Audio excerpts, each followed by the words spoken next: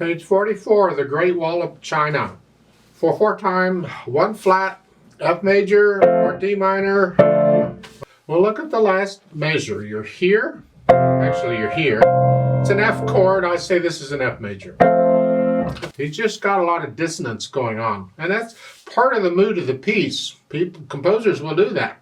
I'll talk a little more about that as time goes on, but it changes the color when you start adding these other notes, like that last chord. I mean, an F chord would be here. That's what you'd expect. But by changing it, that one note, he's just changed the color a little bit. Just, right hand first at the beginning. 1, 2, 3, 4. 1, 2, 3, 4. You gotta cross over to here. That's fine. Then you go ahead and come down. You don't stay there. Come down because now you're here. Then you lift up and go back up. Cross over. And then 1, 2, 3, 4. 1. Last line. 1, 2. I don't care which fingers you use. They say 2, 3. It's fine. On all of them, it's C and a D, C and a D, C and a D. 1, 2. C and a D again. And then top of page 45. 1 and 2 and 3 and 4 and 1 and 2 and. It's the same thing an octave higher. 1. And now you're playing what you did at the beginning, an octave higher.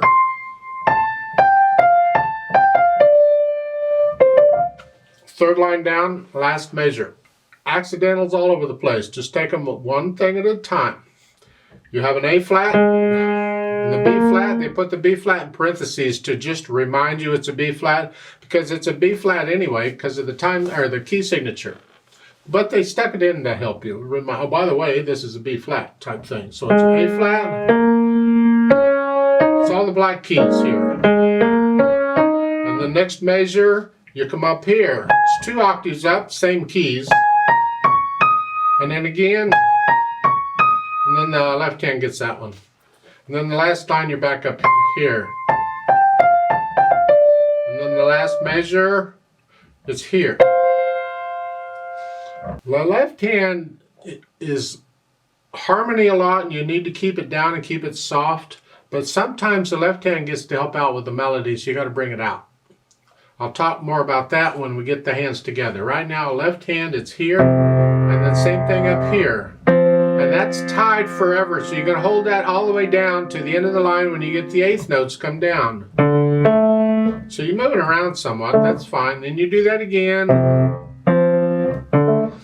Third line down, third measure, now it's here, C, G. And that's tied forever. And then the last 2 measures of that page, you get to play it again and hold it down almost forever. And then top of page 45. Now you're up here. 1 and 2 and. Next measure, same thing, an octave higher. You get treble clef. See that? Then you get bass clef back. You're down here. So you're moving around quite a bit. Keep it interesting. Let's go down to the third line, last measure. All these black keys, you have 5, 4. Again, it's the same black keys we used to. We're just using these. We're using all of them except the G flat.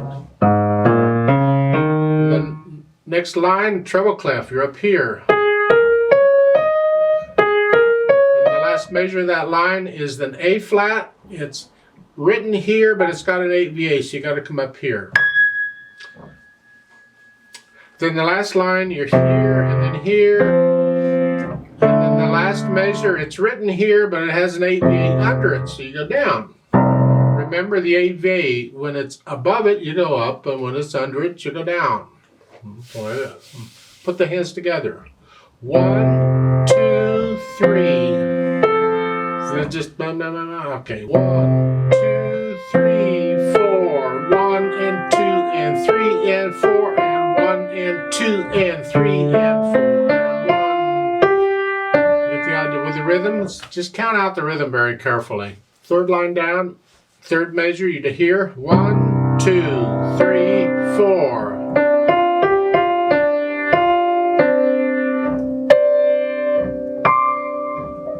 See, all of that time this is tied. You're holding it down for the whole thing. It's just tied, tied, tied, tied. And then finally in the last line there in the third measure you get to play it again. 2, 3, and then it's tied again.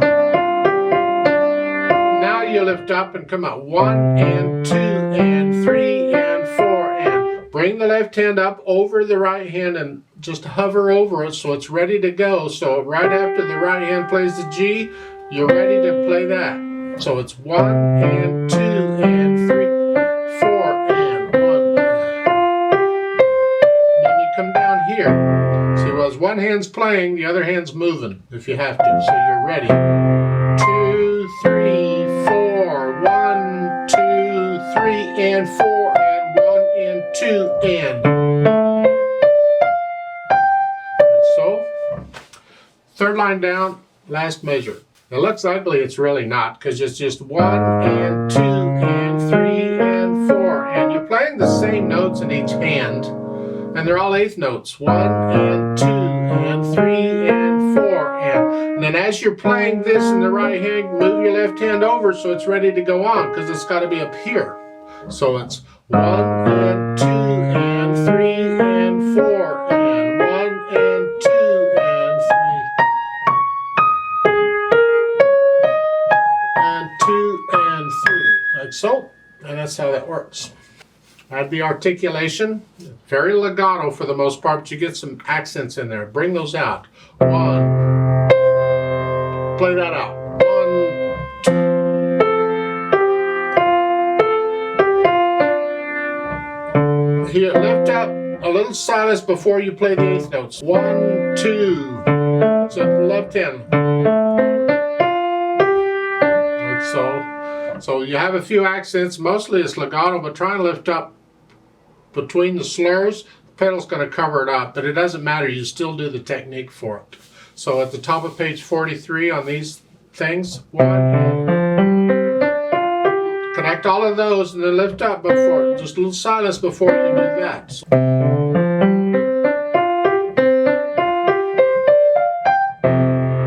that's an accent.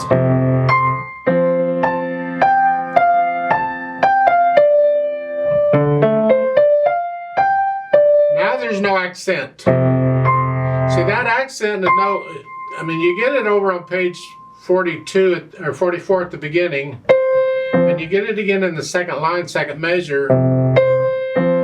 Each time it does that, but over on here, when you're up here, you only get it the first time. But then in the next measure, next line, last measure, you don't have it. So don't.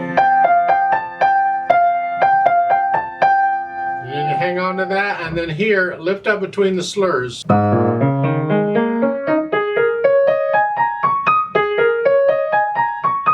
So all I'm doing here is just lifting up the last note of the slur a little early, so there's silence before I go on. It's like playing it slightly staccato.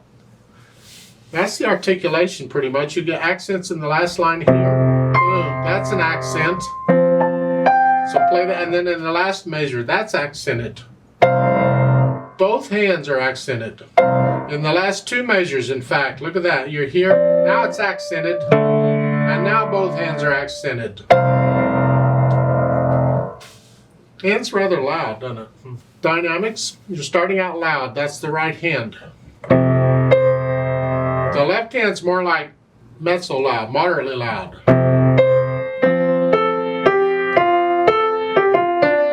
Now this is soft. And then you're loud again. Now soft. Now bring it up just a little bit to moderately soft. This is the right hand really. The left hand can stay soft.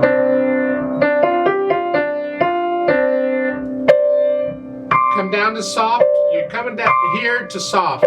Then back up. Now you're moderately loud. That's a little louder than you were. Then at the top of page 45, now you're soft. Then you're going to crescendo up to loud there in the second measure. plan it out. You start the second measure soft, and the next measure is going to be loud. So you're soft, now you're sort of, I would do it like, stay fairly soft, and then moderately soft, and then moderately loud. Save most of your crescendo to the end of that.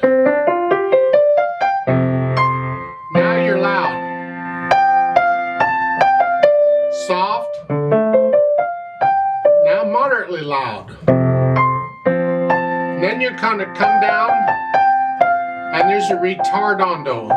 You come down to soft, and you hold on that for a while for the fermata. When I do it with a metronome, I'll just double the value of that dotted half note, and I'll hold that note for 6 counts.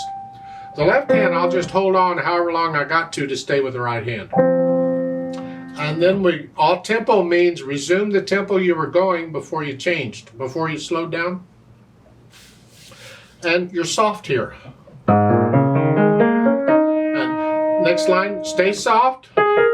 And you're going to gradually go up to loud at the end. So you have to plan it out. You're soft, and then I say medium soft, moderately, and moderately loud, now loud. So stretch it out and save most of your crescendo to the end of it. So here is soft, moderately, loud. Here, don't get loud to that measure. And then you end it loud.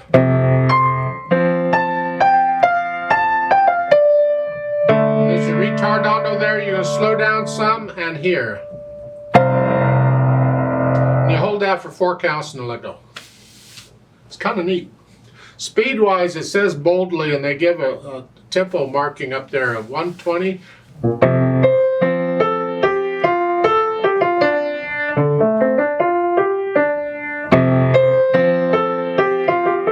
About there, or faster than that. You can go up to about 132.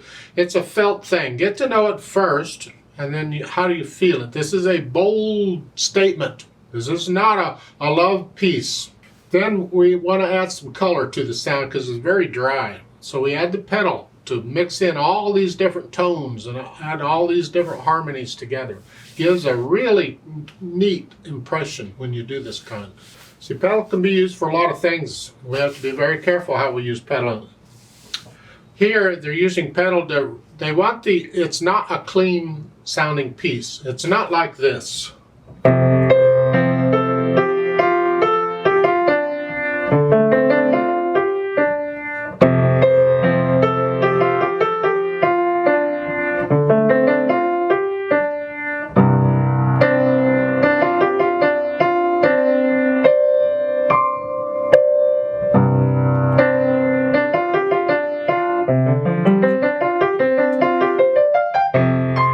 That's not what they want. It's a totally different atmosphere here. Here it's change it. Let the pedal blend all these harmonies together. We smear it deliberately. It's here. You hold the pedal down. I push the pedal down actually here because it's accented at the beginning. You push the pedal down with the notes or right before the notes. You can actually push the pedal down before you start playing so the dampers are off, the string's ready to go, and then when you hit it, it's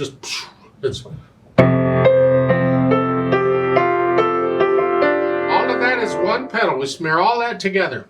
And then for this, and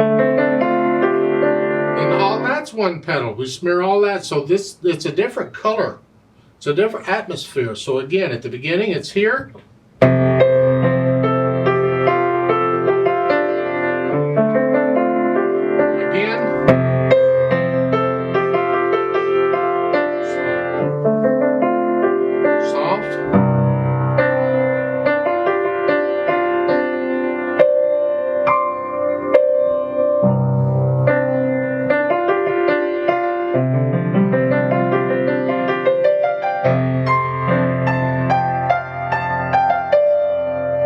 The idea of the atmosphere of the piece, and the whole piece is just smearing it with the pedal. So you're holding the pedal down for long lengths of time.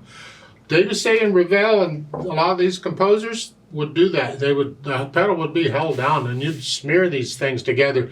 And when you do this, it's important to know exactly how loud you're playing each note because you bring out certain notes at different times. Here, we want to hear the melody. On top of all that other noise going on, we want to hear that melody on top of it. So make sure you got that melody coming out. And then this all blends together.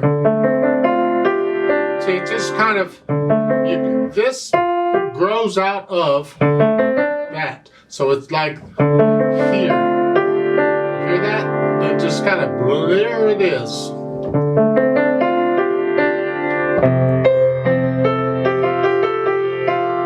Then on page 45, third line down, when you're up here, you'll have all that blending together, and then with this, blend it all together.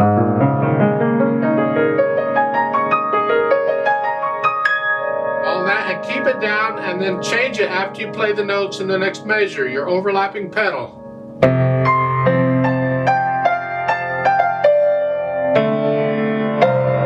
And you change it on the end. I don't know why you change it on the end. I tend to want to keep the pedal down there.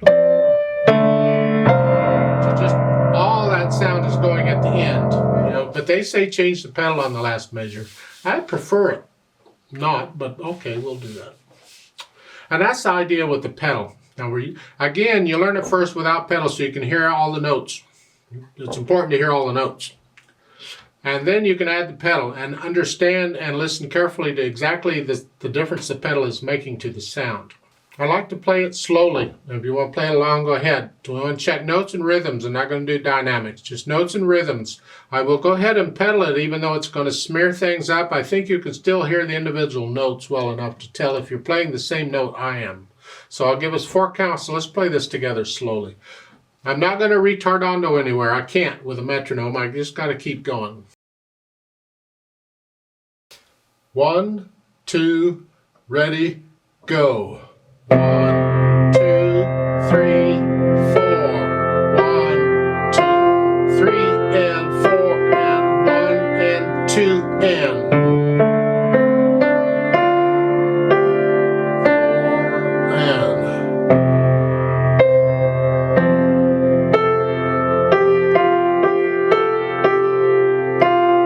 1, and 2, and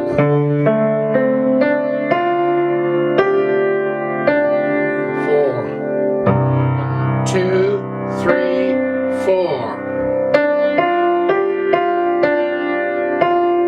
1, 2, 3, 4. 1, 2, 3, 4. 2, 4.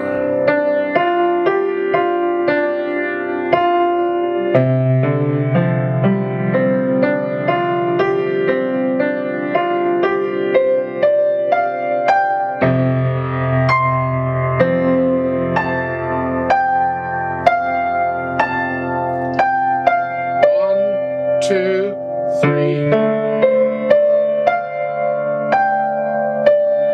4.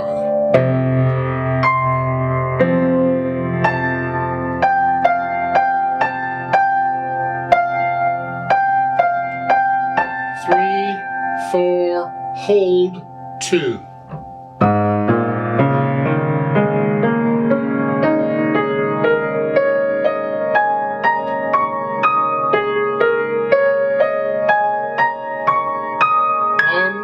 2, 3, rest. 1,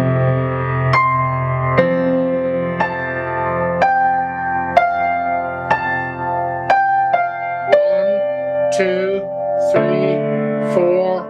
1, 2, 3.